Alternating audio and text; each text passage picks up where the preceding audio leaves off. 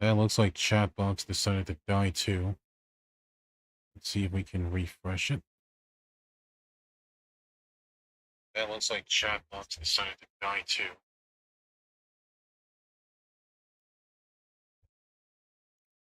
Chatbox coon.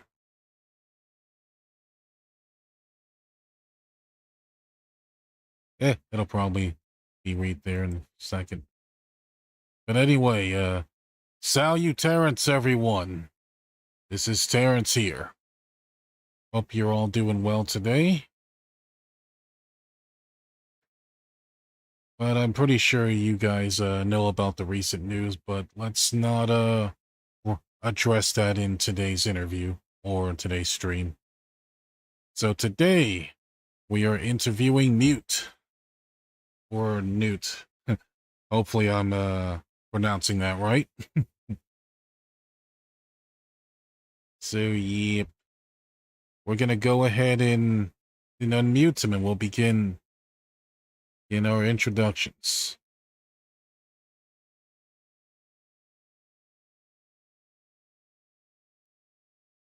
Okay. All right, you should be unmuted now. Okay then. Hey everybody. Thanks for having me on, Terence. Yep, no problem, no problem. All right, Newt, can you give us an introduction to who you are and what you do? Well, I am Newt Mechanist. I am the proto-nanotype. I have legitimately obtained control of the Catbot factory after having been granted a mental engram of the factory director in an entirely consensual way. Ooh. Everything is fine here now. Ah, nice, nice. That's good to hear. I do broadcasts, video games with the cats here in the factory.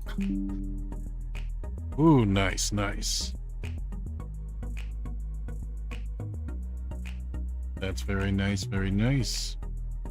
All right, then I think we can go ahead and pull up our notes and begin our first question.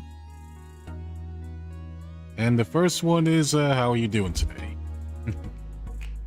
Doing pretty good. It's been productive. Did some video editing this morning. Got the process down to very, very speedy. Tried to get some other tools in place. Tried to test some stuff out for this broadcast. Those didn't work. Yep. Then we had those technical difficulties. That was some fun little last minute, everybody run around screaming kind of troubleshooting. Of course. Yep, I was pretty much checking to see if everything was good on my end, and it turned out it was, but it was definitely a Discord thing, so we decided to reset our entire laptop, and then everything started working. Yeah, I had to flip all the things over. Yeps. Yeps. That's all good. Oh yes, and let's go ahead and say hi to everyone on chat. Hello, Retro Tales. Hello, Barbed Wire, or however you pronounce that. And hello, Kataro. Welcome to the streams. Hope you're all having a nice day today.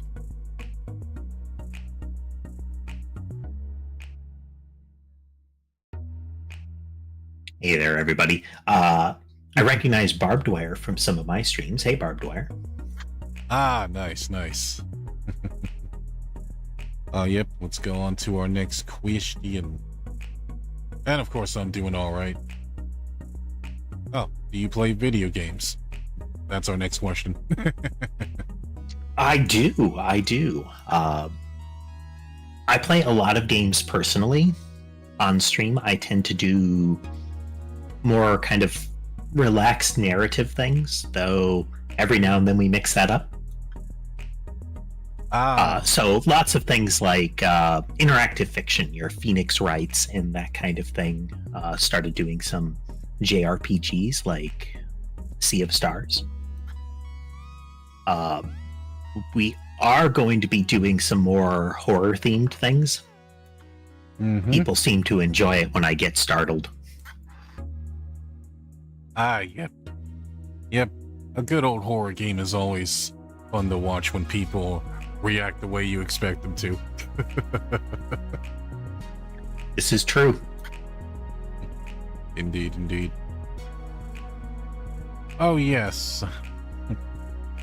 Oh, yes, of course, as you know, I also play games too, if you check out my channel, folks. Yeah, I saw you playing, I don't recall the name, but it was sort of the fairy magic-themed sort of Harvest Moon, Stardew Valley kind of thing. Yep, that's Faefar. Mm-hmm. Was kind of impressed with the quality of that. Stardew Valley kicked off a fresh wave of games in that vein, and just like any surge in popularity in a game type, you get a lot of shoddy clones. Oh yeah, that's true, that's true. Oh yeah, well, looks like Retro Tales Hacks is, who's your favorite Sonic character? And this isn't pandering, but Tails is my favorite Sonic character. Yep, that's good, that's good. Tails is very lovable. I used to watch a lot of the old Sonic cartoons, the Saturday AM Sonic cartoon. The good one. Yep, the one with Jaleel White as one of the voice actors. Not sure, but it was the one that you had like Sally Acorn and whatnot. Oh, yep, I think that's the one I'm thinking of then. Yep. Yeah, the characters were exceptionally good in that. I don't know. I just haven't encountered one where Sonic is the most compelling character. Yep, understandable, of course.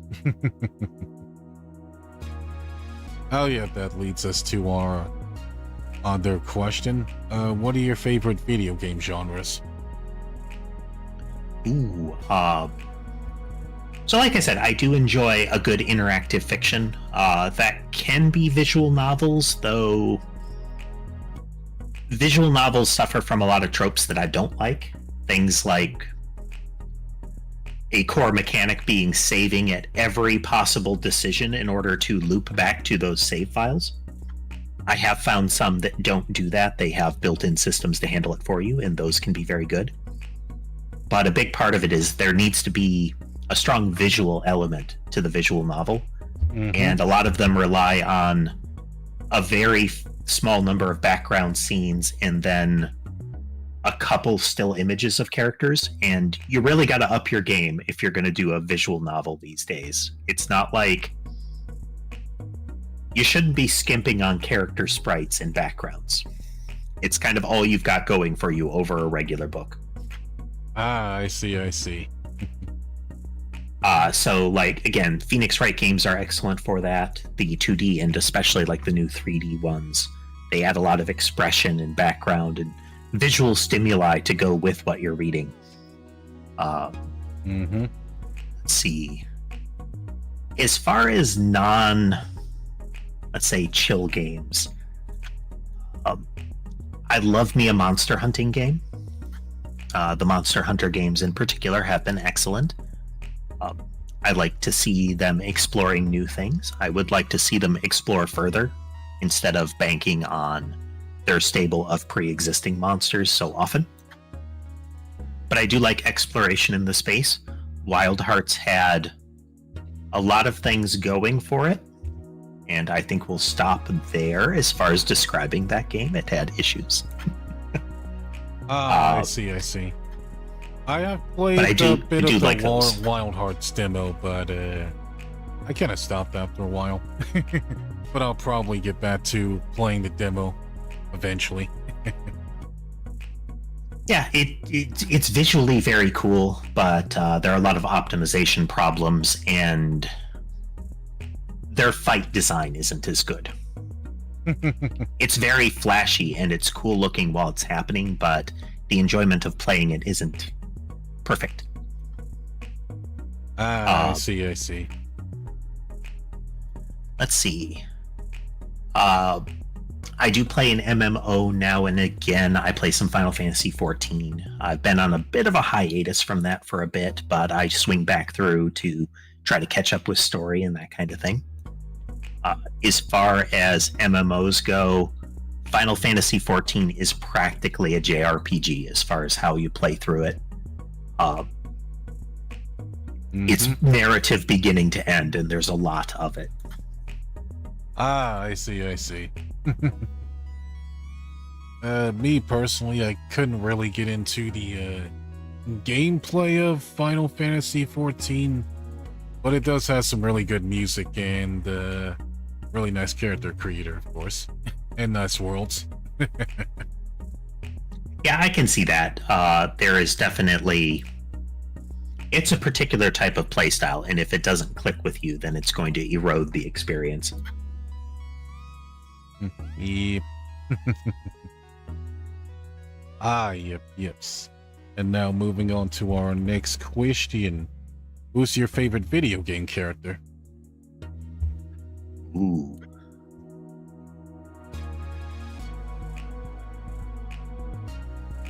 Okay, so there are contenders.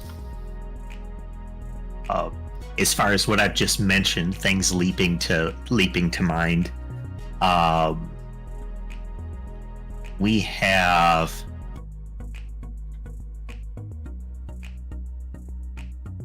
Grahatia from Final Fantasy XIV. He went from a relatively unremarkable side character to being excellent in so many ways, and in ways that I can't say without spoilers, and that's kind of anathema in the Final Fantasy XIV community, like torches and pitchforks anathema. He is excellent, just excellent. Like I said, they went from a character that had like a brief narrative, a little bit of fleshed out, and became a central character, and also became one of those... If you watch his cutscenes and some of his big story beats, they can range all the way up to just tear jerking. It's pretty impressive. Ah, nice. My most recent character of interest, and I don't know how well it will hold, I'm not terribly far into the game, but Sea of Stars has a character that is introduced as if they're going to be like a tertiary character. Like they're like the childhood friend. And they continue to be almost treated as if they're that sort of tag along party member, but they are absolutely the main character. You have two anime protagonists flanking him at all times. They're the sidekicks. They are absolutely the sidekicks, no matter what the game tells you. Garl is the main character. Ah, nice.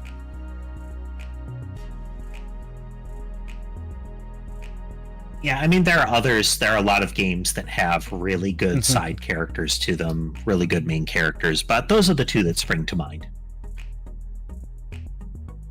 Ah, nice. Of course. Yep, good choices. I haven't played Sea of Stars yet, but I have tried the demo at least, and demo is actually pretty good. Best JRPG I have encountered in years. There are a lot of them that still use that title, but it's largely because it's like anime themed, so it's a JRPG. But as far as a spiritual successor to that late 16-bit era style JRPG, it does that in spades. It is amazing. Yeps. Oh, yep, on to our next question. Oh yeah, as for my favorite video game character, I gave this answer a few times, but it's Link from the Legend of Zelda games. That's a classic choice. Which Link in particular? I want to say It's a difficult choice, but I kind of want to go for the Twilight Princess Link. There's a lot of character in that one. I liked the art style in Twilight Princess. It was during the era of everything needs to be a bit washed out and brown, but I think they carried it. Oh, yeah. Although, personally, this might be a bit controversial, but I'd say my favorite art style of the Zelda games would have to be Skyward Sword to Breath of the Wild and Tears of the Kingdom. I don't disagree with that. The thing I like most about the Breath of the Wild series is that they seem to actually be committing to a world. Yep. Zelda has been amongst those games where they kind of play fast and loose with continuity, and despite what the fandom has come to glue together through, murder wall, red strings, and photos, the developers do kind of just wing it and glue things in place, Yep, indeed.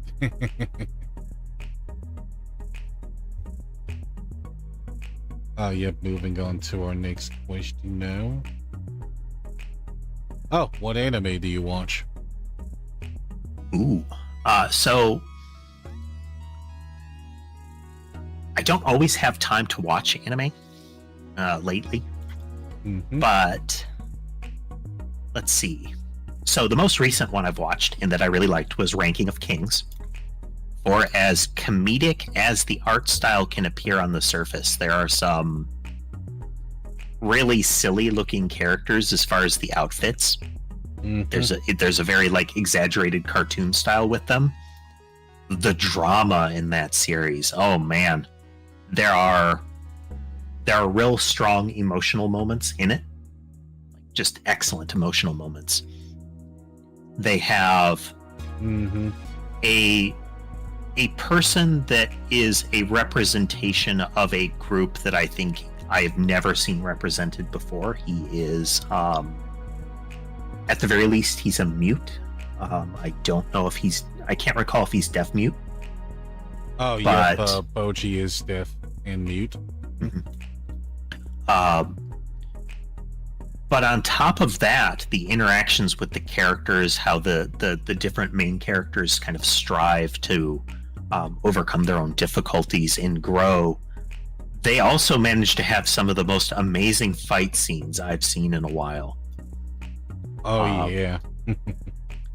Minimizing spoilers to it for those that might want to watch it, but the last major fight scene in the first season is epic because you simultaneously have this concept of the main character facing off with an opponent who has the abilities that has the capabilities of their father, that the battle is shown as if they are facing their father during it, despite that they are facing a different individual with those abilities.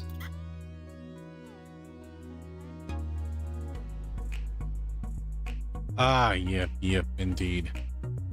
Yep, the final scene between Boji and King Bosch was his name Bose? I don't recall. It's been a bit. Yep, the final scene between their fight was definitely a sight to behold too. Let's see. Barbed Wire asks if I follow any of some of the recent releases. I only touched on Bleach way back in the day. I haven't started the new one. To some extent, I'm a little hesitant to do so because the original series is so foggy in my memory. Oh, yeah. I only caught little bits of the later storylines in the original anime. Of course. See, I'm trying to interpret acronyms. I think JJK would be like Jujutsu Kaisen. And I've read some of that manga, and I've watched some of the anime. I like some of the visual concepts with it. Like some of that presentation. Some of the characters are very cool.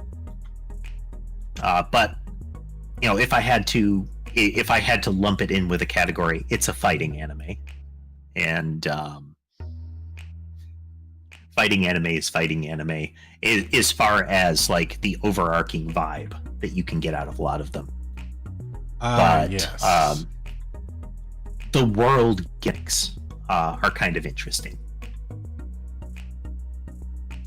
Of course. I don't recognize AOT. Do you know what AOT might be?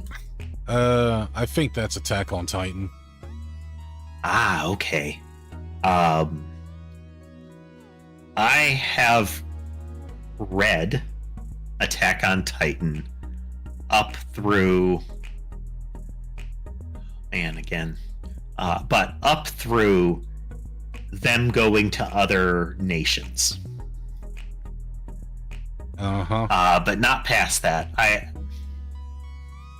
I feel like Attack on Titan burned up its,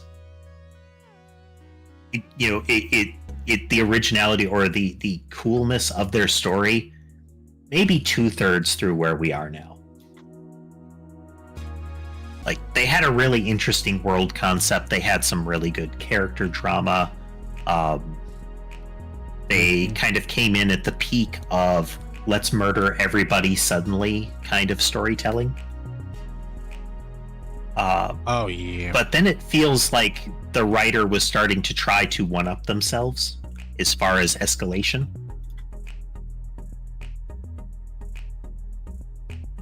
Like, we need to have more. The stakes need to raise, and it's, you already have gigantic, hard-to-stop cannibal giants. I'm having difficulty understanding why you need to raise the stakes. Yeah. Yeah, first season they pretty much went from humans versus Titans, and then second season pretty much went Titans versus Titans. First season's human versus humans, and then fourth season, current one, Eren versus pretty much everyone. Yeah. Not a bad story, I just am not compelled to follow it anymore. Manga-wise, I still read One Piece for my sins. At this point, I just want to know how it ends. I just need to know how it ends. Whenever anybody asks me, hey, should I watch One Piece? I usually tell them no. Not because it's bad, but it's a commitment. Oh, yeah. Like, if you try to pick up the manga, you're looking at 100 different issues. If you try to watch the series, what is it, up to like 1,000 now? Yep, over 1,000. Like, that's a New Year's resolution. I'm gonna watch One Piece this year. Yep. You'd pretty much be binge watching that for like about good 2 to 3 years straight. That would be a lot of anime to binge in that 1 year. I read a light novel. I read light novels of a few. I have been keeping up with Saga of Tanya the Evil. I did like the anime, but frankly, light novel and manga do it better. Seeing the original source material, they do Saga of Tanya the Evil better. The one I'm keeping closest tabs on is the light novel of Overlord. Ah, yes. Overlord continues to be one of my favorite lit RPGs. Those are usually isekais, but not always. But the ones where a person is either primarily interacting with a game-like world or is transported into a game-like world. So a world where the game mechanics are fundamental truths of the world. Oh, yep. I think a good example of that went off the rails. Went off the rails. The early ones are good. Now, the name immediately escapes me now that I try to reference it. But But the story is effectively like the main character is a animated toy bear. In a world where there are like levels and mechanics and similar kind of things. And one of the most telling aspects is all living creatures have levels. And if a wild animal wins enough battles or similar, it will gain a level. But when it gains a level, just like all creatures, pop-up windows appear in front of them. And the pop-up windows are interacted with verbally, or like strong mental commands. The animal doesn't understand that. It just knows that these weird things keep popping up and obstructing its vision. And that's why you get the wild berserk animals. Like the dire wolves that attack people. It's they've leveled up and gotten stronger, but they're being driven mad. Oh, that would be a funny that's the concept kind of too. Yeah, that's the kind of exploration stronger. I like. Yeah, imagine getting stronger by seeing these freaking stats pop up and they keep blinding your view. I really do like the stories that explore that kind of thing, where it's levels actually exist. You have a lot of like RPGs and whatnot that's just like that's the mechanics of the game, but the characters don't act as if those are real things. The idea of a world where those are real things and how that would change the world and how people interact is neat. That's something that we see in things like Overlord. We see it in a lot of them, where the idea that's a higher level person. These are adventurers. They are orders of magnitudes more dangerous than other people. It creates a different sort of social structure, and I love it when they explore that kind of thing. Yeah. Another example that I kind of thought of as you were speaking was Log Horizon as well. Ooh, Log Horizon, that's a good one. Yep, so Log Horizon, I actually did have a lot of levels, world building, as well as skills that actually act just like an actual MMO, and I kind of like that idea as well. And it was neat. And also pretty much had some good character development too. Yeah, the Log Horizon had that extra element that it did have, that they did play with the isekai concept, and that not only was it a world where those levels and mechanics exist, these were people that were familiar with the game and were dropped into it and had to learn how it now functioned. One of my favorite things was not only how it functions based on like them interacting with the systems from the inside, but that the world had changed to become real. So cooking and food was one of the big things in the storyline. The idea that all of the default food, anything created by the cooking skill by just like pressing buttons on the menu, or anything sold by an NPC, looked like food, smelled like food, but it didn't have any flavor. So everything tasted like water, and I think they described it as like flavorless gruel or something like that. Oh no, it was stale crackers. Everything tasted like water and stale crackers. And it wasn't until they realized they had to combine the idea of having the game mechanic skill to cook with actually cooking the food. So you needed that combination. So you had to have the game mechanic skill, but also have to properly go through the motions of cooking to make it function. And there were a lot of things like that they start to explore. Like people learning that you could actually still like smelt and build, like smelt materials, build new things, because you could, it wasn't just an object in a game on a game server that you were interacting with. It was now a physical manifestation of that object that you could reach out and touch, and now you can do different things with it. Ah, yes. That was neat. Very neat, very neat. Oh, yep. I've actually picked up the light novels of that recently, and I'm interested to see what differences there are, because sometimes you get some pretty substantial differences when they translate it into an anime. I don't watch the Overlord anime for that reason. The one I call out is there is a moment where the butler, the combat butler character, faces off with a bunch of people that are supposed to be very powerful, but are not compared to him. And the the light novel spends at least several pages discussing everything that's going on in that battle, all of the intricacies, the interactions with the characters and similar. Mm-hmm. Because it isn't an over in a moment thing in the story. It is a series of battles with a couple of the characters, and the actual fights between each individual pair are over in moments.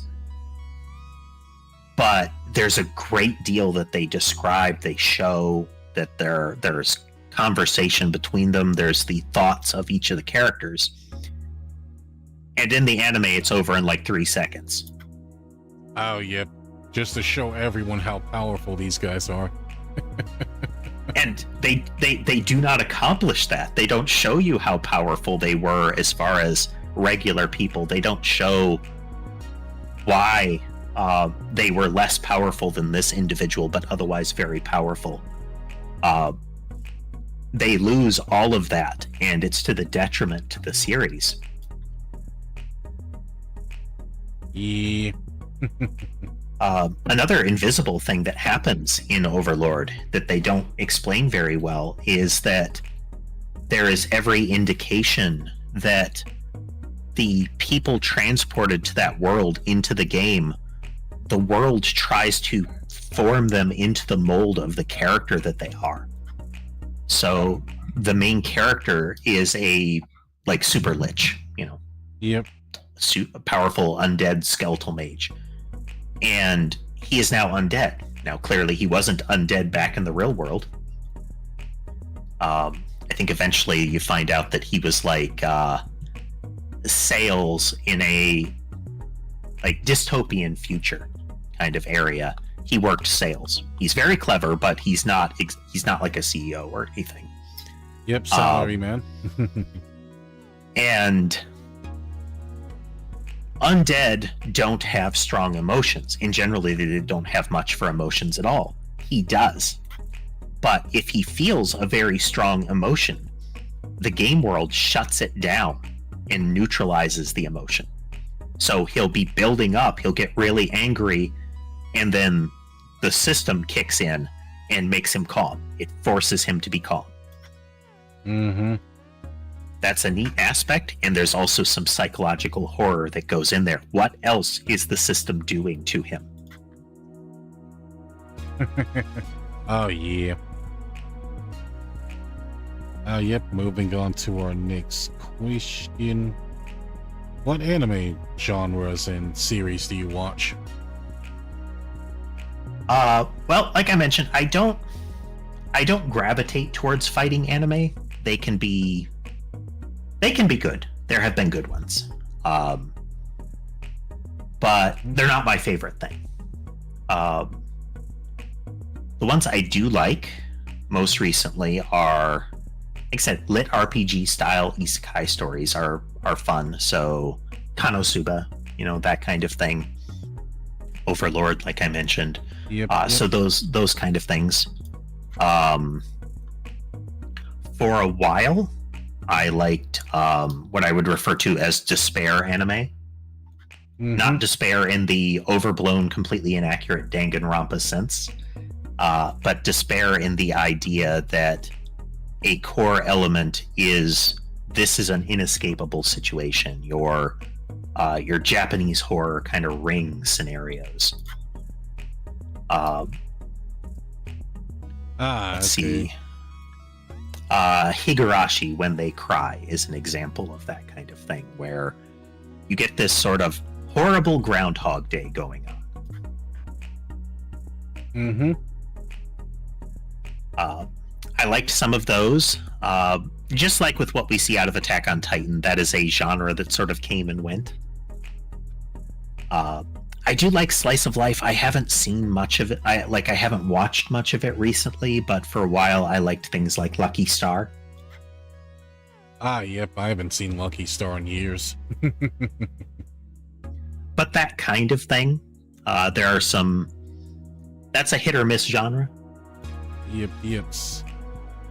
But like I mentioned, I do read... I tend towards like light novels and manga. Usually the same genres. Okay.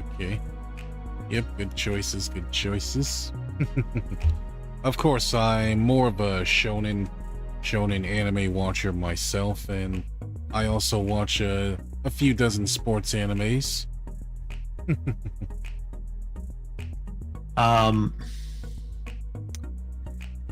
Sports in game animes I find most interesting when they go over the top with them.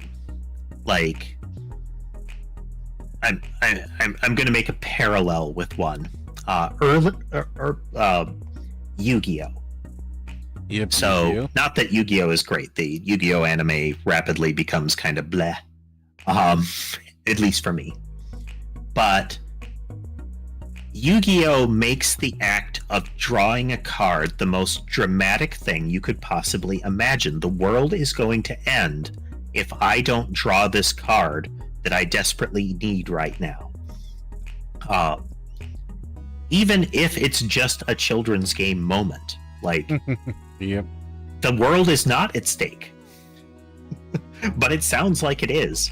I think those are the times when I enjoy your game / sports anime the most, is when the scenes are blown wildly out of proportion, but it still feels like it's on, like that it's not out of character. Yep, and I suppose another thing I do kind of like about the Yu-Gi-Oh animes is that you don't have to have a lot of superpowers just to live in that world too. You just have to get really good at a card game. Yeah. It's akin to looking at the Pokemon world, you know? Yep. A great deal of the world seems to revolve around young children with spectacularly powerful monsters participating in dogfights. Of course. And then, of course, you have to first have your own Pokemon to probably damage that Pokemon, and then you have to catch it. Yep. Yep, very. Yep, on to our next question. Who's your favorite anime character? Ooh. Oh, and I'm gonna blank on all of their names. I liked Kakashi from Naruto. Yep, Kakashi's a good one. Yeah. And along the lines, I think it's like Gojin or something like that from Jujutsu Kaisen. Oh, yep, Gojo's really cool. Gojo, there you go. As far as like fighting style anime, I hate Goku with a passion. He's a terrible character. Perhaps a hot take, but I don't like him.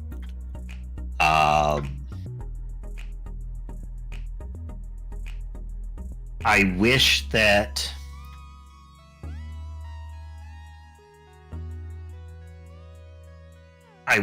Usopp was a better character in One Piece, and I don't mean that he doesn't have a great deal of potential as a character. I feel like the author hates him and doesn't want him to be used well. Because narratively, he is one of those characters that could be excellent. Oh, yeah. Circling back around to Goku, I wish that Krillin was treated the same way in Dragon Ball. Krillin is an amazing character. He is the strongest human being. And what they did to him in Dragon Ball Super is a sin and a crime. They had an excellent build-up with him, like outthinking Goku and, you know, doing very well, and this great build-up to how they might use him in this interdimensional tournament, and then they throw him out with a fart joke. That's it. That was the culmination of all the build-up with this character that was showing progress in character development and all that. Like, nope, fart joke. Yeah, understandable. They did kind of do him a very dirty in that scene. You see. And you know what the weird thing is, too? Is that T-Ed also had a freaking better elimination scene than he did. And not a lot of people like T-Ed either. Like, he pretty much went, if I'm going down, I'm taking you with me. And then they just fart joked Krillin. I think Barbed Wire asked about Kakegurui or something like that. I don't know how to pronounce that one.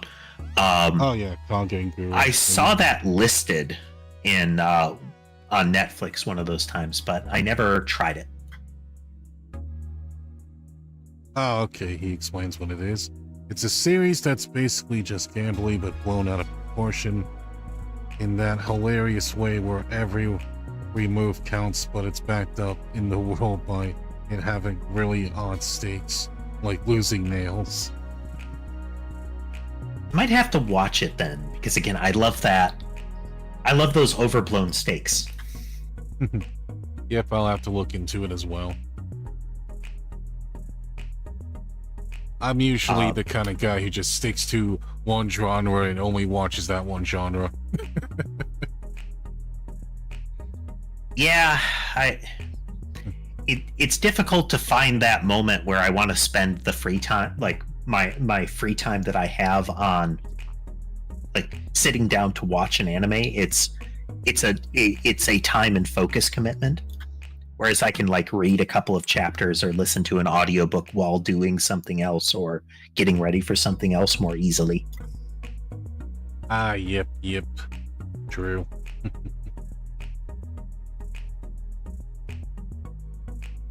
Oh, yep. We'll move on to our next question. Have you learned anything from video games or anime? Learned anything?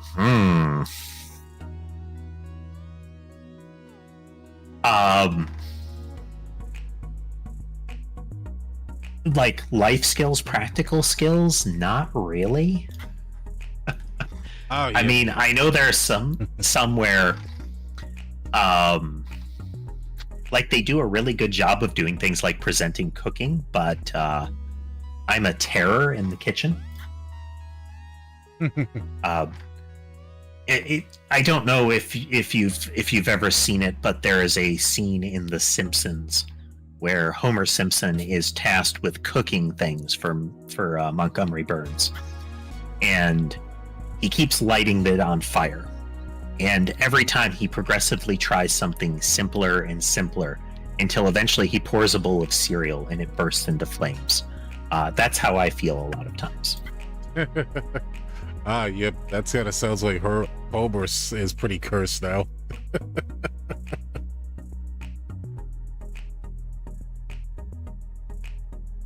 But I haven't really seen that scene, though. I do find that I occasionally reference things that I have to explain to people that it was something that occurred in ye olden days. Oh, yep. It's been a while since I seen any Simpsons episode, of course. I always dread seeing those Twitter interaction bait kind of posts, like, "Hey, respond to this with X," you know, the things that are meant to farm replies and impressions.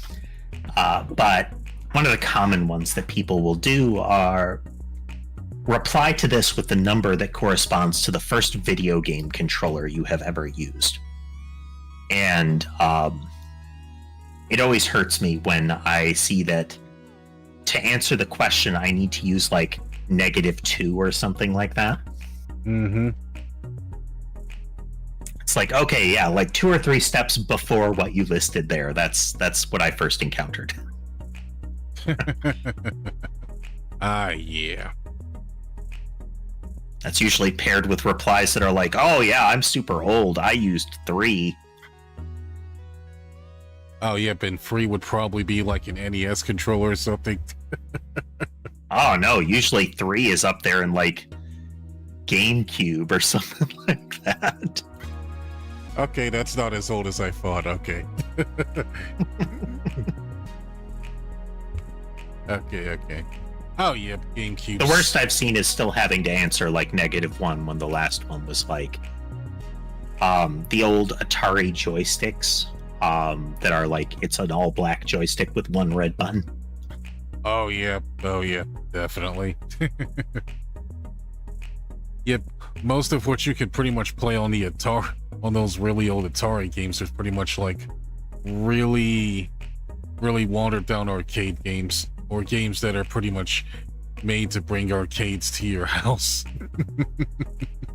Yeah, I've seen some of those where they're like, oh, classic Ataris, and they have the entirety of that arcade cabinet captured in like a little 5-inch like novelty one, like entirely playable, but it's teeny tiny. Yep. Oh yeah, speaking of those, I also recently start seeing like some companies actually starting to make mini consoles of their older consoles and pretty much making them playable in HD now. Yep. That's especially interesting when you get things like the NES and that era of system, because the hardware for those and the coding for those is so wildly strange and specific. It's a YouTube channel that I periodically watch. Again, name escapes me now that I have to say it out loud. But they do deep dives into like the code structure of NES games to explain why they work the way they do. Like they get in there into like decompiling it and looking at the way the code is spelled out to say like, this is why it does that. Like a recent one was why a classic game on consoles at the time called Strider, why there were these weird behaviors as far as jumping was concerned. Okay. Or why the first Ninja Turtles game on Nintendo was so terrible. Of course. Yep, I did hear about a little bit about why the Teenage Mutant Ninja Turtles game was so bad, of course. But elements like how they handled frames per second, how they coded the jumping and the physics for it, how they coded the hitboxes for the different weapons, which would explain why this character was really good, but this character, despite looking like they would be better, is actually doesn't function properly because of how they coded it. And it's kind of neat. Complicated, and mostly neat if you don't mind discussing code. Yep. Yeah, I feel like that would probably hurt my brain.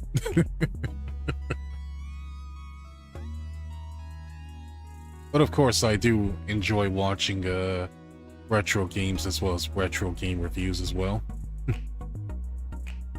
I mean, there's that whole speedrunning community that's grown up around that kind of thing. Just a moment, gotta step away. Okie dokie.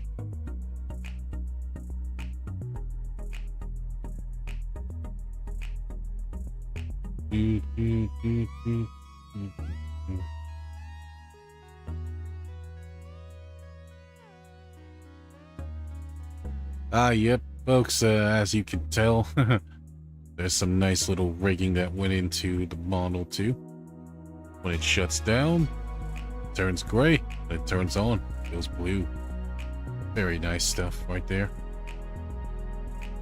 Oh yeah, I hope you guys have been enjoying the interview so far.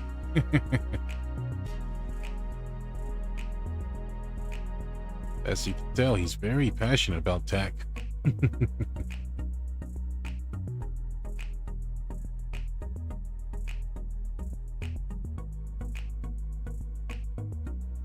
And don't worry, folks, we'll probably tone down the timers on the bots after stream. Probably back to like 5 minutes or something. And then we're also gonna have to probably eat our dinner soon, which our mom will be picking up pretty soonish.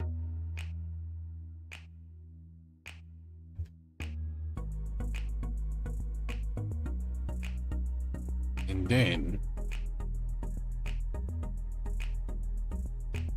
And we're back. Welcome back. It was only partially active cat related. Of course, of course. Oh, yep, did you have to go check on one of your pets if you have any? I said partially. I had to go figure out what was going on. I have 5 cats.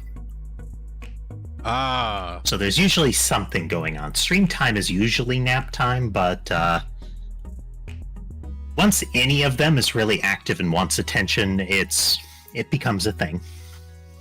Oh, I see, I see. Oh yeah, usually some people usually have the cats pretty much crawling all over them and asking for attention. Yep. One of them wants to sit on my lap and will become very demanding if she doesn't get, pet properly. Actually, 2 of them will do that. The one will, like, rub her face on the phone and disrupt the keyboard in some ways if she doesn't get attention. The other one will climb up my shoulders and mess with the microphone if she doesn't get attention. Oh, wow. One of them will climb onto the headrest and, like, orbit me when he wants attention. He's less frequent about it. The real troublemaker, though, if he wants attention enough, he will sit over by my mouse hand and periodically reach out and grab the mouse. And very strategically grab the mouse. He'll reach out, grab it around the left click, and haul it. So I have had entire documents deleted or highlighted and changed. I've had shooter games greatly disrupted by a badly timed and aimed shot where I spin in circles and start firing. Ah, I see, I see. Yep, sorry to hear that. Oh yeah, that probably also had me thinking something funny that one of your cats probably tried to take over the stream. Hey, I'm the streamer now. I'm the Vtuber. It was a common joke in some of my early shorts, my pre-Vtuber shorts. That a common comment was that cat be gaming. Right, right. Although that would also be a nice little funny segment right there, where you just randomly have your cat pretty much join you have you give your cat the mouse and pretty much have him come shoot one of the guys in a first-person shooter. It would be interesting to try to wire something like that up and see what would happen. Or if you could... I mean, I think something like that would be possible. It'd just be a matter of figuring out how to actually arrange it. Maybe, like, get the mouse swinging in the air and seeing if the way they struck it would still make the laser detect movement, you know? Ah, yep. Oh, yeah, Barb Wire says, not caring for the kitty will result in an accuracy debuff. I mentioned that I play Final Fantasy XIV. There have been times when somebody has I play healer a lot. So I've had situations where people have nearly been killed because suddenly I'm facing the other way, targeting the wrong thing, and casting the wrong spell all at once. Ah, yeah. It'd be like that. They're little sweethearts, though. Of course, of course. Oh, as long as you probably don't run into that usual try-hard player who pretty much say, "Hey, shut up and heal me" or something. Not to harp on the game further, that's actually another thing that's enjoyable about Final Fantasy XIV.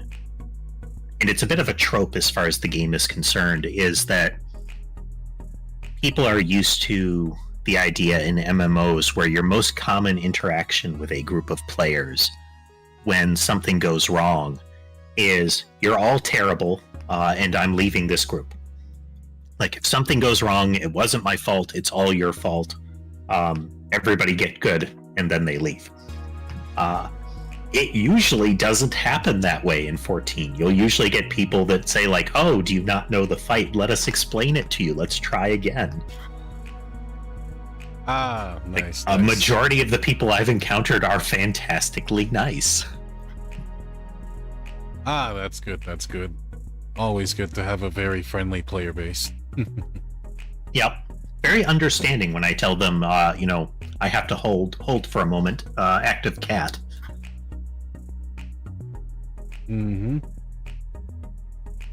Alright then, on to our next question. Oh, what books do you read? Well, I mentioned I read a lot of light novels. Novels in general, those are good targets. My favorite genre lately has been lit RPG. I love the concept. It just, like I mentioned, it's interesting exploration because you can get different things like that. Isekai is the same way, in that a person transported into another world and how that world is different and how they interact with it is neat. I've actually been reading a combo one. It's a series called Salvos. The main character being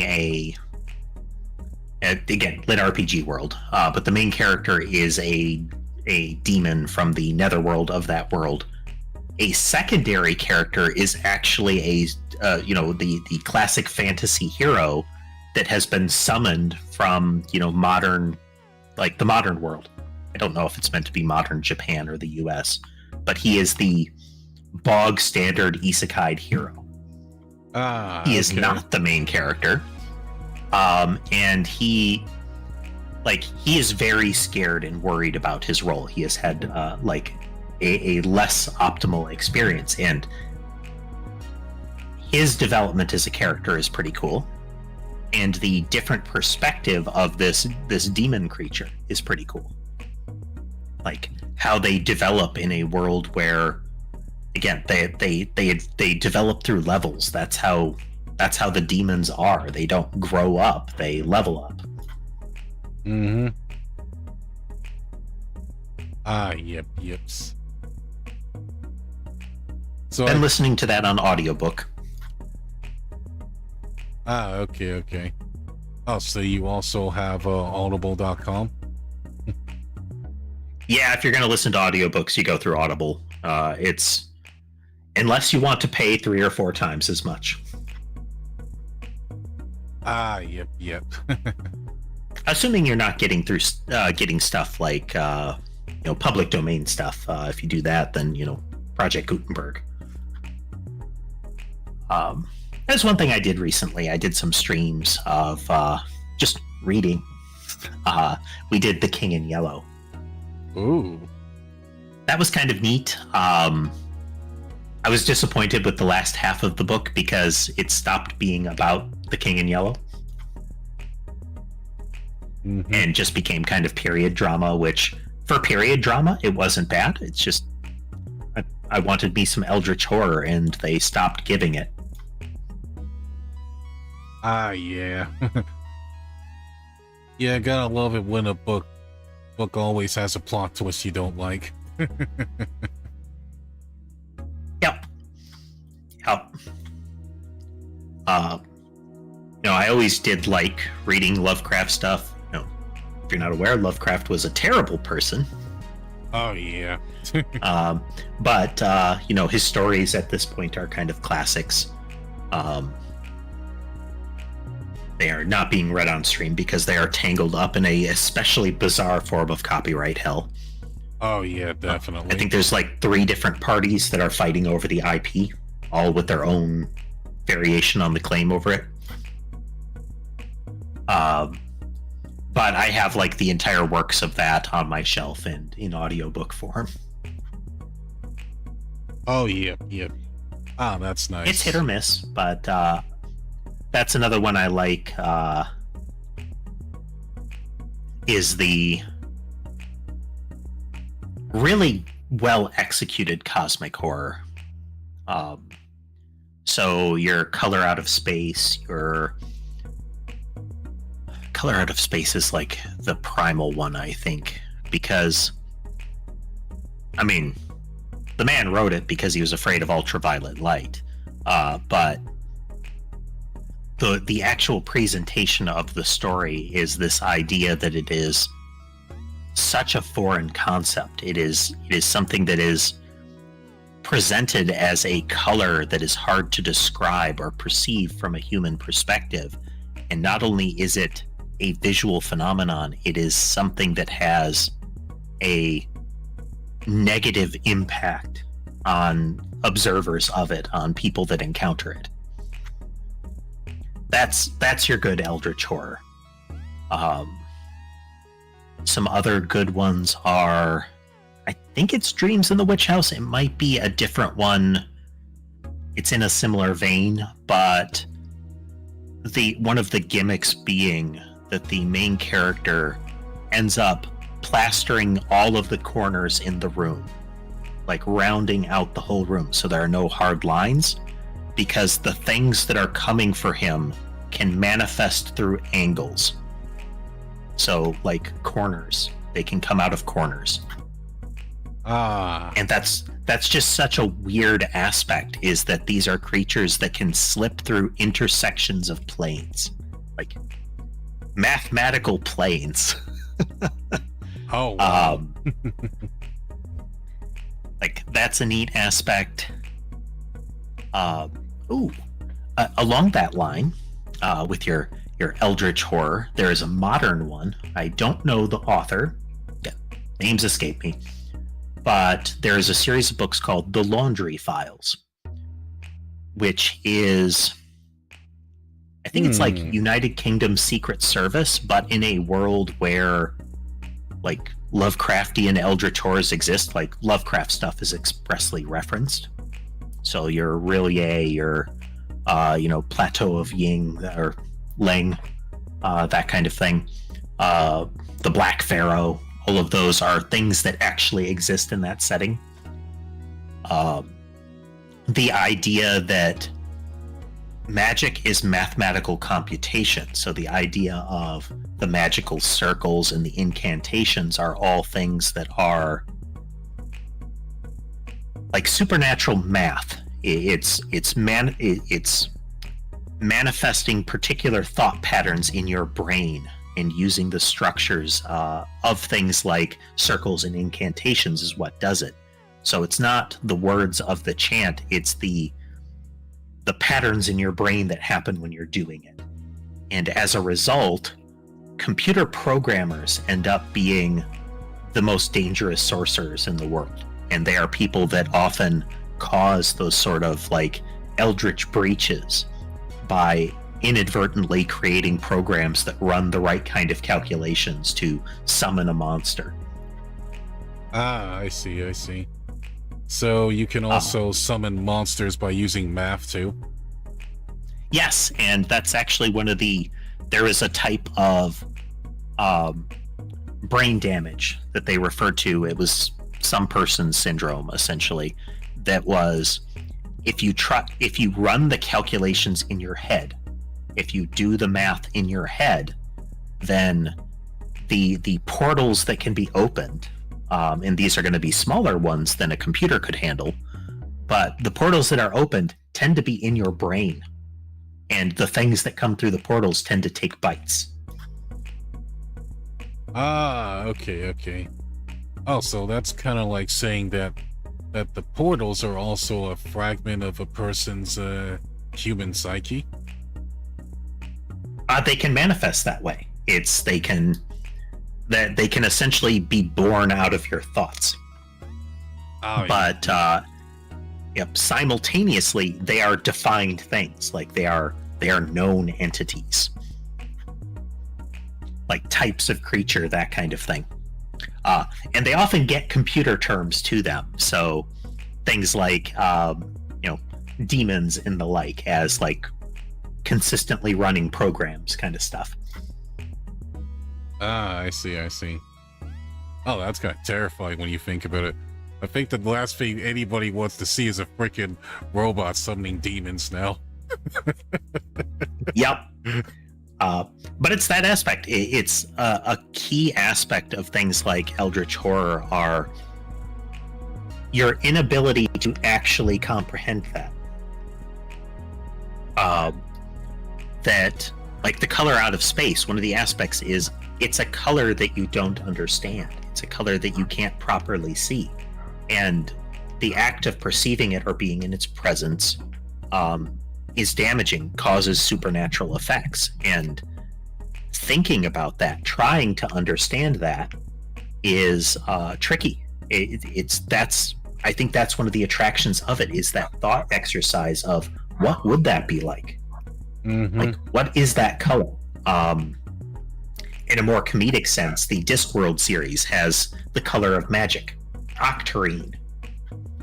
Octarine is, I think it was like an orangey purple or something like that is how they describe it, but it's a color that wizards can see, or that magic users can see, but that isn't quite something that you can explain, because it doesn't have an analog in the visual spectrum.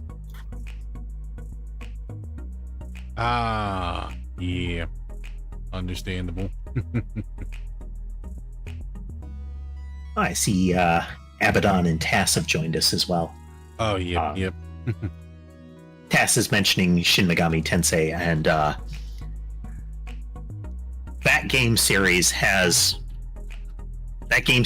some lore. Like, it has a world concept that is bonkers. Oh, yep, I heard the lore in that game is insane.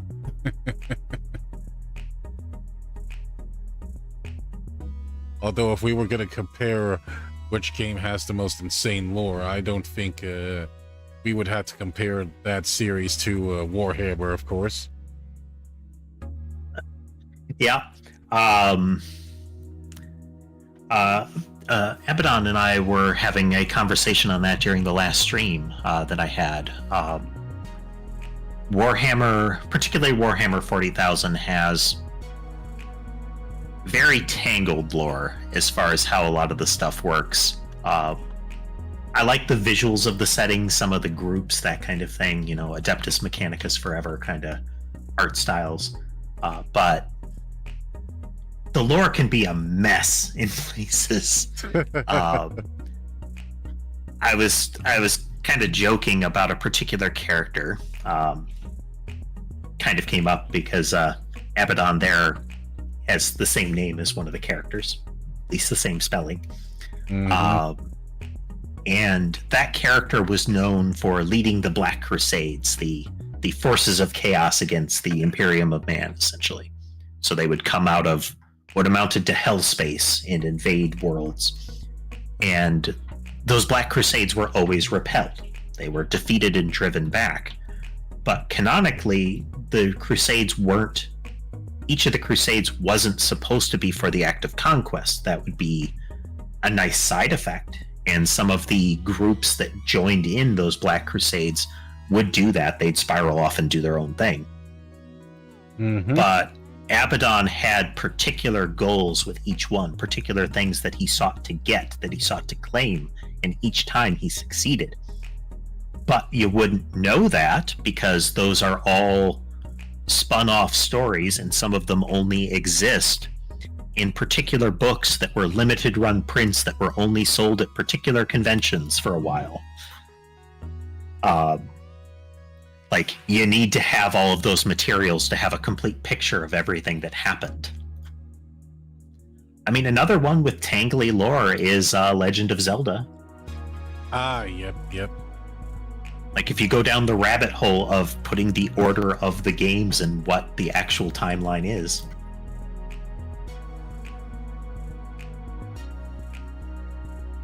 Oh yeah, definitely. I'd say Zelda's lore is kind of complex. Oh wow, we got an actual raid. Hello, Nico. Thank you for the raid.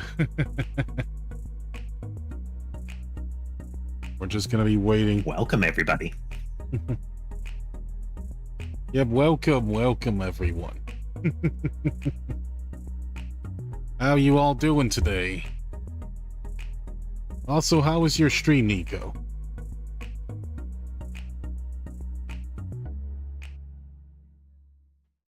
Hope you're all doing well today. Oh yeah, I'll introduce myself.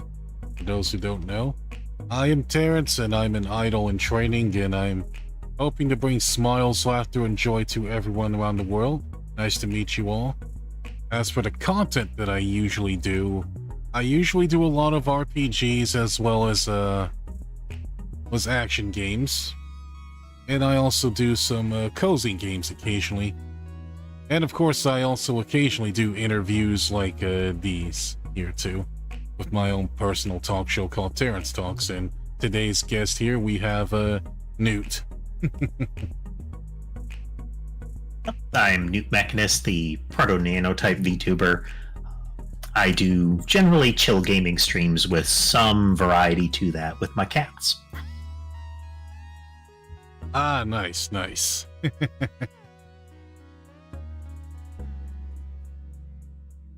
Oh, yep. Okay, let's move on to our next question. Oh, what's your favorite food? Ooh. I do eat a lot of prepared foods. I try to vary that, health, that kind of thing. But I find I like fast food I'm picky about fast food. I don't like to take fast food as just, it's a convenience. I like to treat it like any other meal. So actually analyze it. What do I like? What don't I like about it? That kind of thing. So like pizza has a lot of variety to it. I like a pizza with spicy marinara if it's going to have marinara. Similar with the toppings on it, crust consistency. I'm really particular about that kind of thing. If I get a burger from a place, I want it to be a good burger, and I like to seek ways to articulate the qualities of it. And not just I want a McDonald's burger. I want a McDonald's burger that isn't terrible. Of course. Although now that you brought up pizza, imagine putting hot sauce on your pizza, folks. Would you want your pizza to be extra spicy like that? Now I'll put pepper on my pizza. I don't like the flavor of a lot of hot sauces, so I don't do that. But I do know folks that do that. I have been to places that the gimmick was you would have a lot of. So it was what I referred to as sheet pizza. It was really cheap pizza, and it was cut into long rectangles. And the crust was kind of soft. And what people would do is they would roll it up and dunk it in things like ranch or hot sauce, which I considered vile, but they said was good. Of course. Oh yeah, pizza with ranch sauce isn't too bad, actually. One of the things I liked was pizza with Alfredo sauce instead of marinara.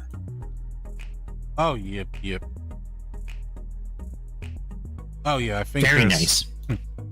There's another pizza that I did have a lot like that, and it's from Domino's. It's called a Philly cheesesteak pizza. Yeah, I know some folks aren't fond of Domino's, but I find Domino's has access to all the things I like in pizza. The trick is finding the right combo. Oh, so the Alfredo sauce, the nice seasoned crust. more than one variety of sausage, because sausage is a bit of a landmine unless you know what type they're going to give you. Oh, yep, true. Let's see, PSS, who's swung by my streams, has joined us. Hey there, PSS. Oh, yep, of course. Just calling out because I've got, I'm dealing with the double stream delay. No problem.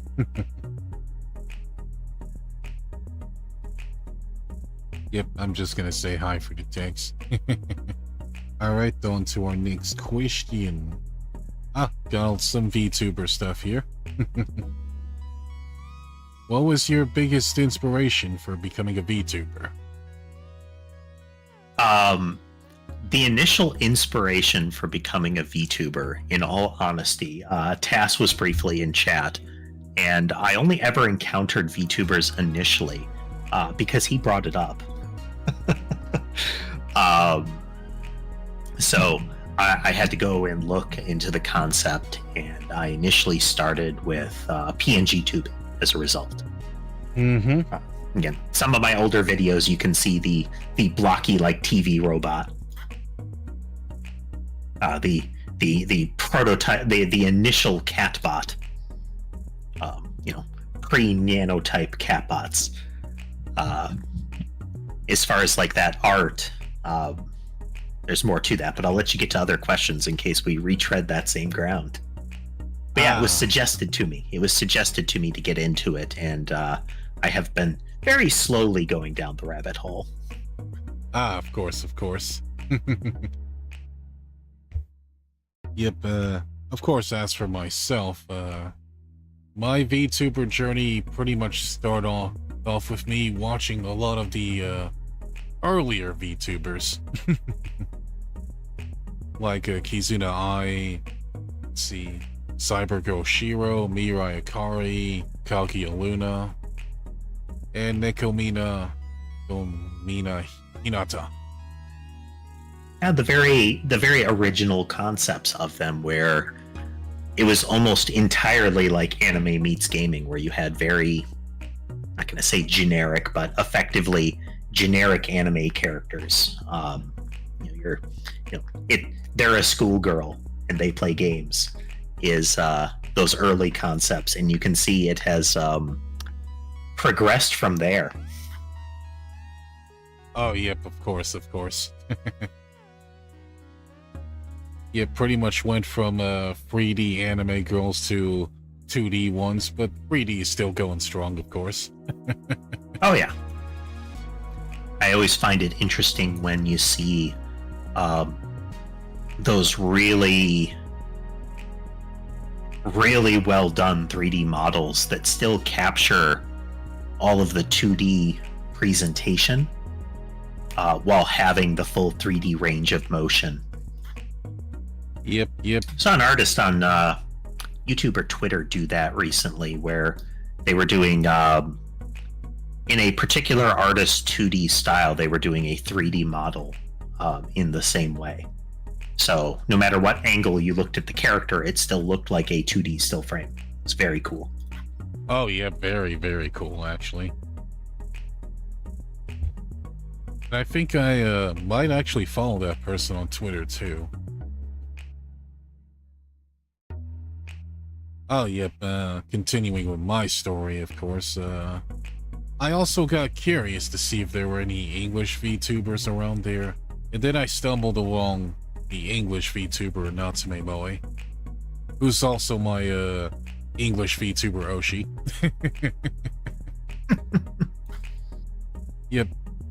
So I watched some of her videos.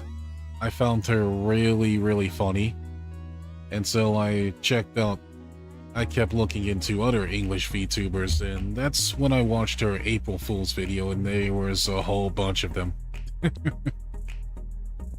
And so I got really, really curious and fascinated with them, and started looking in how to do it myself. Of course, I started off doing everything on my phone, but then income tax money came and I started getting this beefy laptop, and then I can start VTubing now. Yeah, it's mean, another big aspect of it for me is even when I started streaming, I hate being on camera. I just can't take that.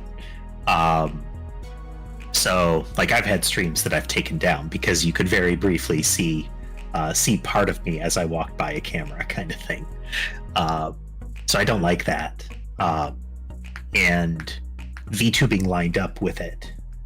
The earliest of my videos just had the cat camera instead of like a face cam. Then the avatar was added later. And like I mentioned, it has snowballed.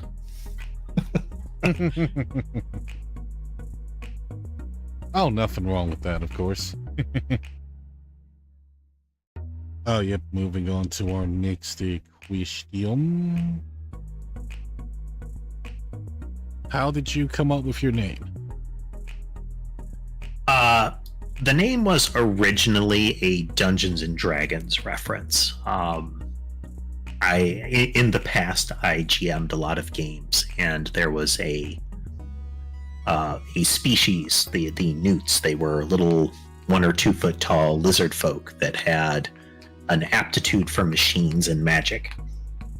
And one of the castes of Newt society were mechanists. They would create battle suits, essentially, like little mecha that they would pilot. Since they were so small, the mecha weren't very big. But that concept of the creature prefix and then the title mechanist, and that's still true. It's my name is Newt. The mechanist is a title. Maker of machines and mechanisms. Nice. Oh, so you play a lot of D&D? On again, off again. I have, I guess, for his sins, Tass has GM'd a couple of games that I have played in, and sometimes intentionally, sometimes unintentionally, I have been the downfall of those campaigns. That tree full of children had it coming.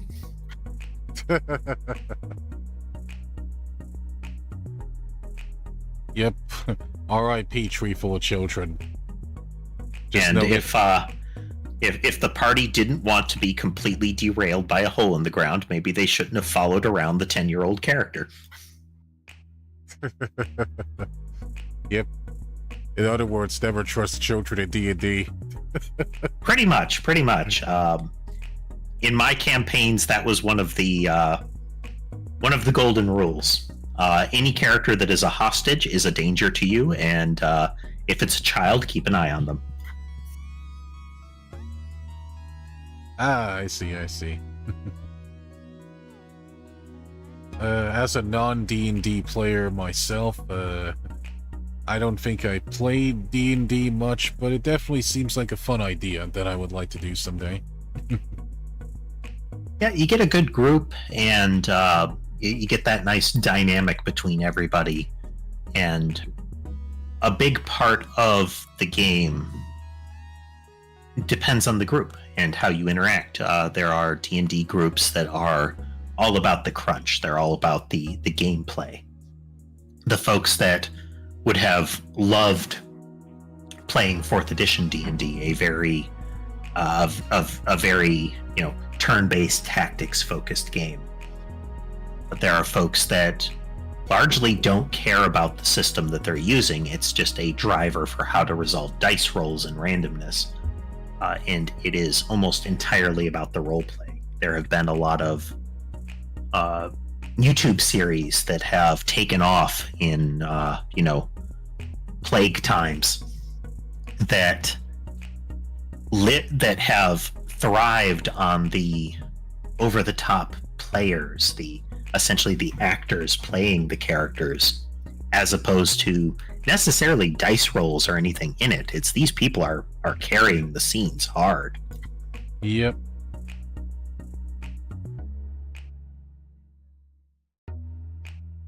But it's that shared storytelling. shared storytelling can be a lot of fun. Ah, okay. Ah, that's very nice, very nice. So I guess there's no right or wrong way to play D&D, huh? If you have the right group, that is correct, because the group will define what is right for them. If you have a bad group, then that's the wrong way to play D&D. In other words, you're probably gonna have to talk with a lot of people to see if you can get into D&D, huh? Pretty much. I mean, there is also the trope of trying to schedule a D&D game being some sort of arcane process. Even in online times where nobody has to actually show up to the venue, it's the worst kind of scheduling. Oh, yeah. I can imagine that. Even more so when some of the people you're playing with are in different parts of the world. Yep. It's why when I'm greeting folks, it's effectively, hey, good whatever time of day it is for you. Right. So I know I get to see and chat with people that are in effectively opposite time zones and similar. It's getting into evening for me. It's crack of dawn for them, kind of stuff. Right. Very true. Oh, yep. On to our next question. What have you learned from being a Vtuber so far?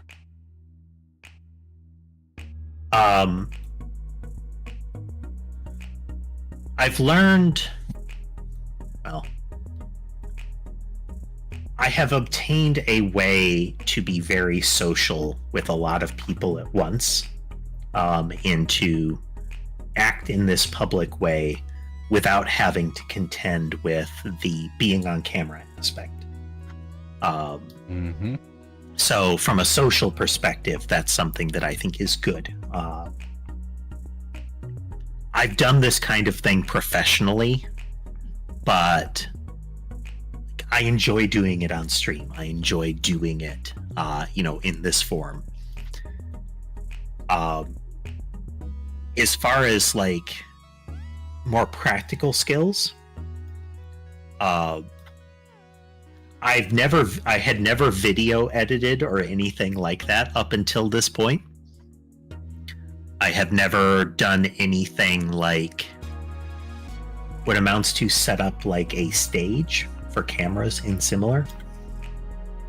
Yep. So, like if I look around the room right now, I can see 5 different cameras, and there are several more for the purposes of tracking cats.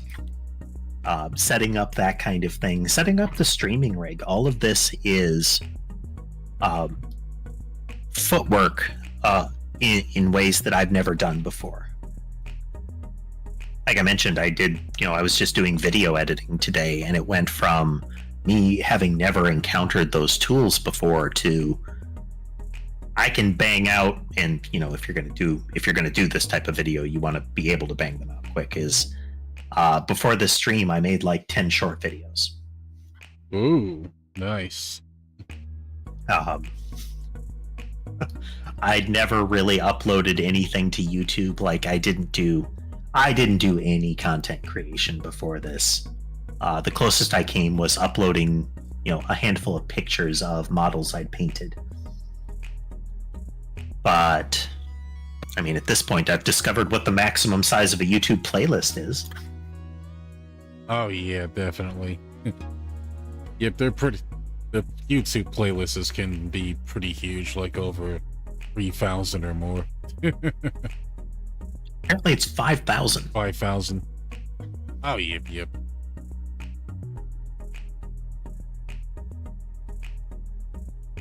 Yips.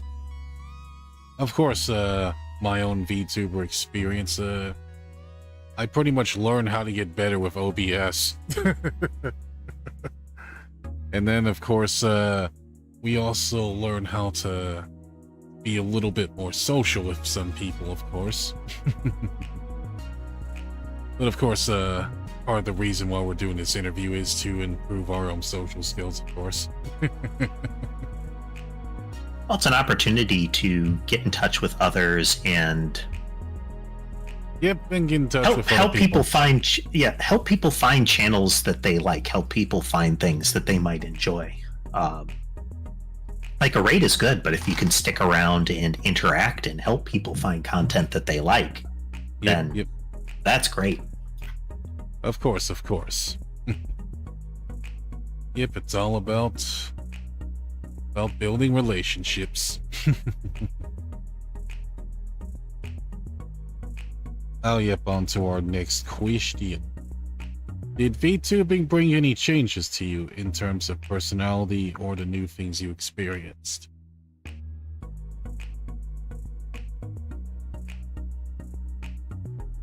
I mean, as far as personality, no. Like all of that was still there. My ability to express it to lots of people is more tangible. I am very withdrawn otherwise. Like, aside from my hobbies, I am very shy and an introvert. Despite what any of you might think. Right. But this has been good in that way. It's that opportunity to explore this kind of thing.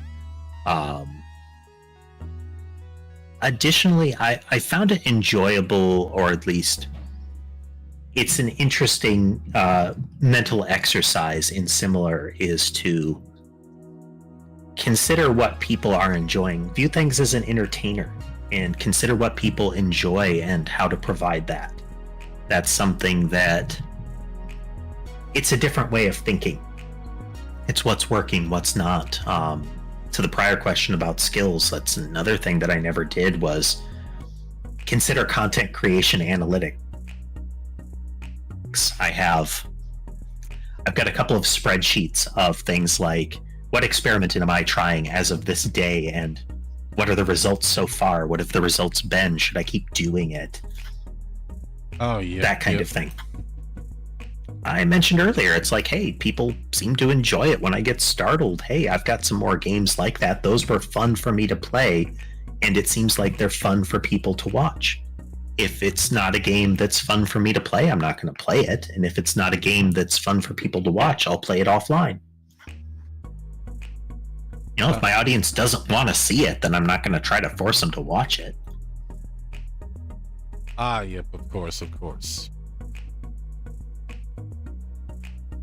Understandable, of course. Alright then, on to our next question. Did you ever once regretted VTubing? Oh, no.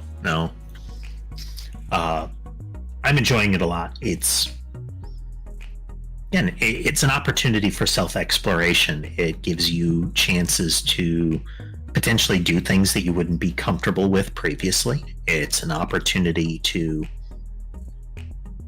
some extent, explore identity, because it is depending on how you're doing it, it is a thing that can divorce your concept of self from yourself for a moment. Is to simultaneously acknowledge, this is not me, and in thinking as this individual, what do I see of myself? Like, oh yeah, what about me is reflected in the VTuber avatar, and what do I think about that? Because we aren't our VTuber avatar. We often aren't we aren't these overblown personae that we create for ourselves, but in the act of creating it, what does that say about us, and are we okay with that? Do we like that? Soulstar's asking, does he like Monster Hunter? And I do like Monster Hunter. Actually, we talked about that earlier. Oh, yeps. Yep, Monster Hunter's a great game / franchise. Great sword all the way. Yips. Alright, on to our next question. Do you feel like you must be very talented to be a good VTuber?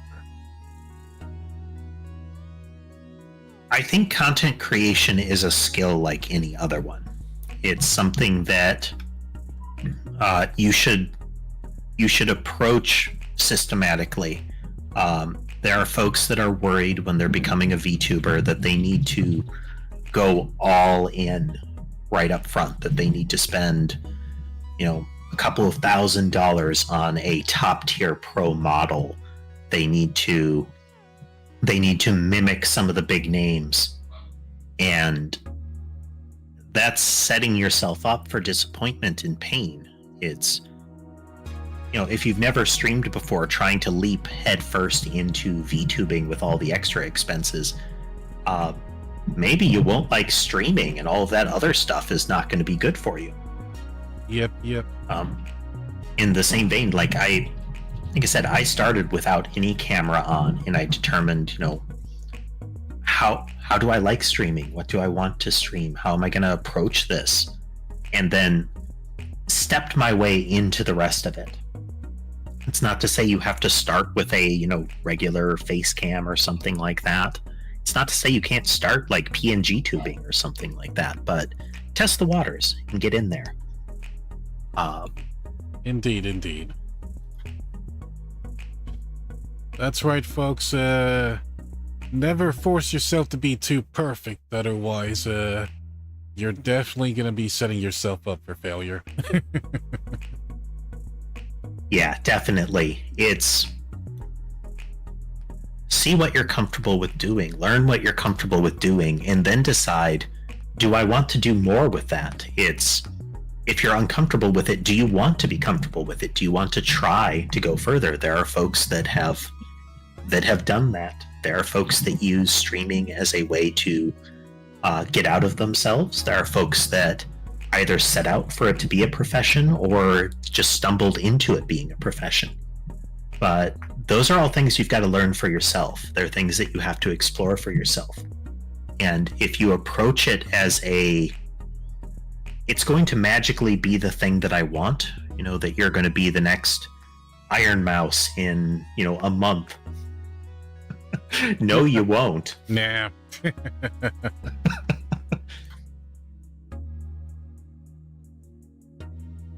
Alright, TD, and on to our next question. And it's a more positive one. What's your favorite thing about becoming a VTuber?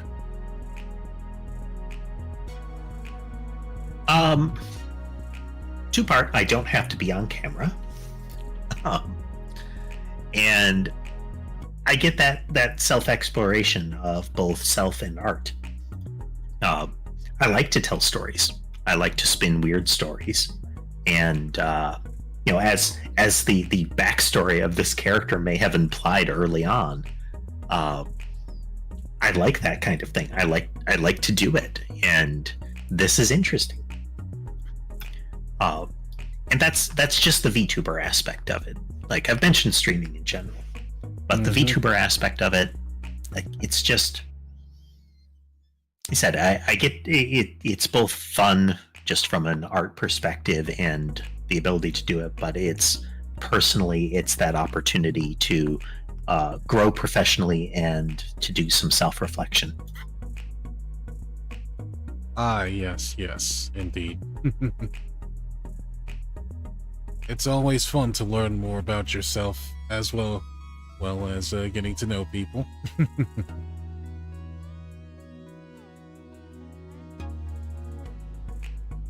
Yep. And now for our last question. Any words to your fans? Well, I always want to thank my fans. They're there's a group of people that have followed me through the various times and ways that I've been streaming, and I always appreciate those folks. These are the ones that have stuck with me during all the difficulties that I've had, and as well as things have been going. Barbed Wire and Tass are two of those folks that have that have done that, and I always appreciate that. And to all the others, it's the new faces and the old. I always appreciate everything that they contribute, whether they're folks that just swing through to watch videos, or they're folks that swing through to chat during the live streams.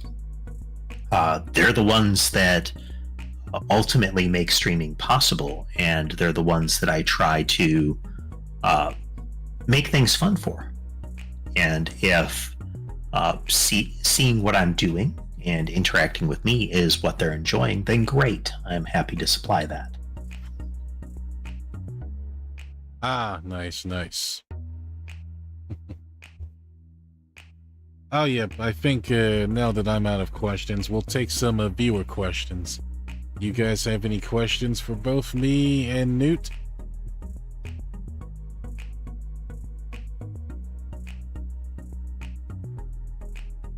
To this day, I feel bad about making you twice as heavy as Newt. says Barbed Wire. Early on, when I was primarily streaming on Twitch, one of the games that I played almost exclusively, like I would mix in another thing occasionally, but it was pretty much all a game called Noida, which touts itself as a game where every pixel is simulated. Lots of material physics in it, and a really cool roguelike roguelike weapon system to it. A lot of the folks that have that are still with me are folks that initially encountered me playing Noida, and for the stream I ended up coding up very extensive mods, and even had it wired into YouTube and Twitch simultaneously for a while. And one of the things that we would do, one of the things that you could do in Noida is vote on events. So things like making the character super heavy, super light, explosions, and all such things. One of the things I added was orbital strikes to try to kill the player. Oh. Oh yeah, that would be really hard to see that in a platformer. Oh yes. And like I said, Noida was fully simulated, so when that orbital strike came down, if you were down in the depths of the caves, there is a gigantic hole all the way to the sky from where they tried to nuke you. Oh, yeah, definitely. That definitely sounds bad, alright. Alright then, I think since there's no further questions here... Oh, do you have any questions for me, Newt?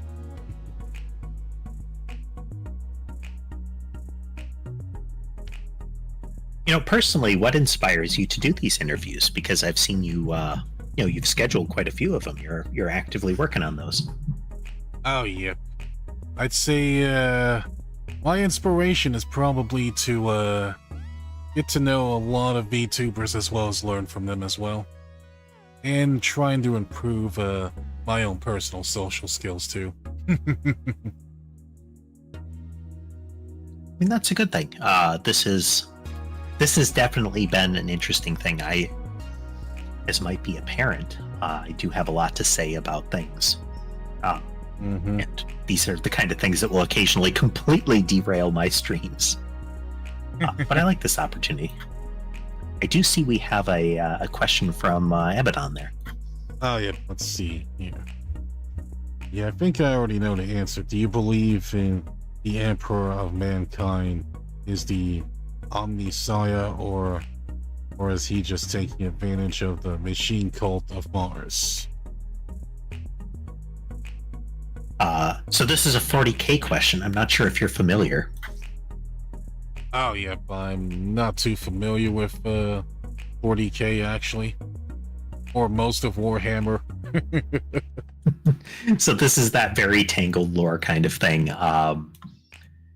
Early on in the story of 40K, past the really ridiculous, badly written origin of the Emperor,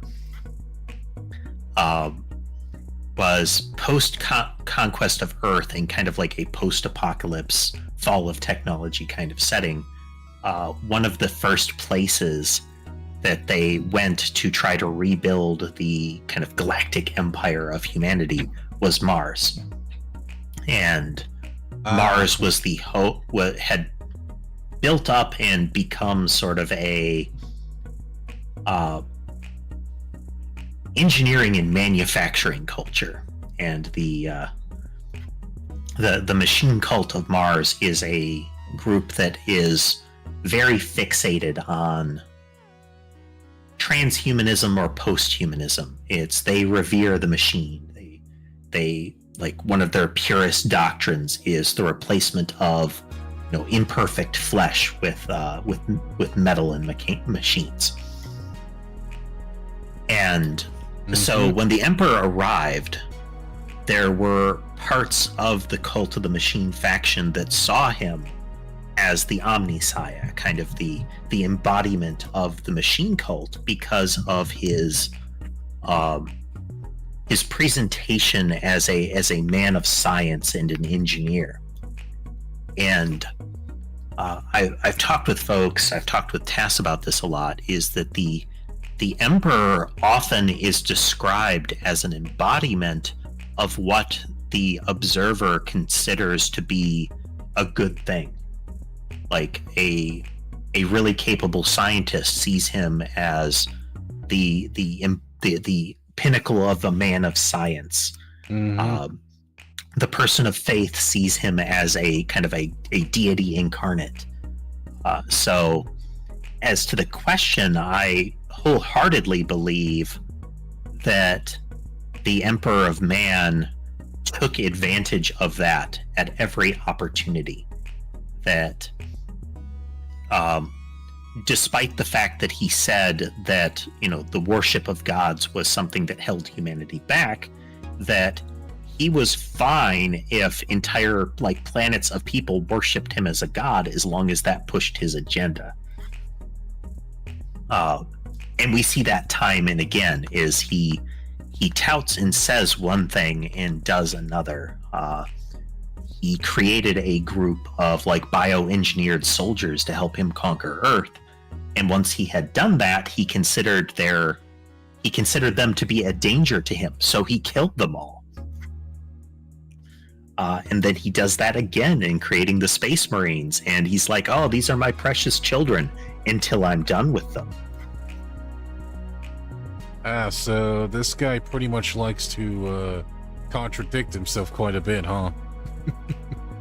There's a lot of that aspect in it, is that it was for his goals, and that his goals were the right thing to do in his mind.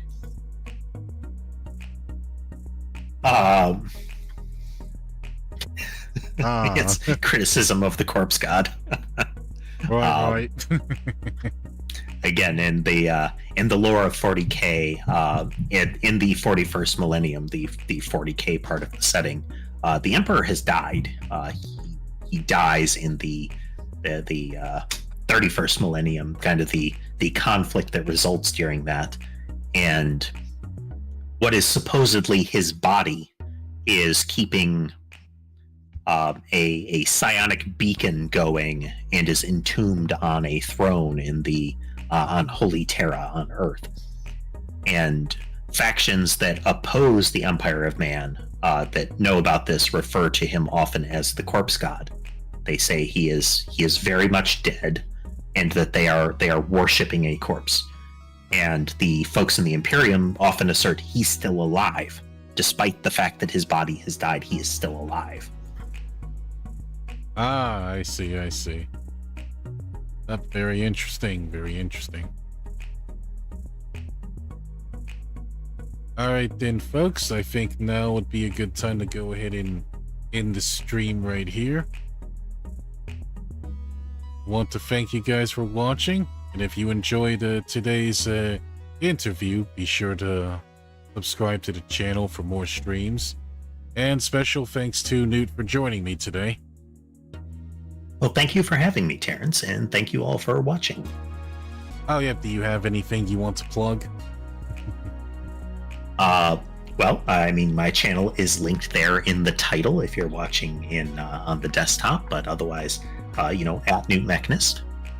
If you want to see cats or various gaming streams, shorts, that kind of thing, go ahead and swing on over there too. Ah, nice. Oh, do you have any announcements you want to make as well?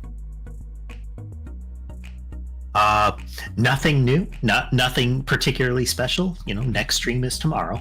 I'm gonna be playing more Sea of Stars. Ah, nice.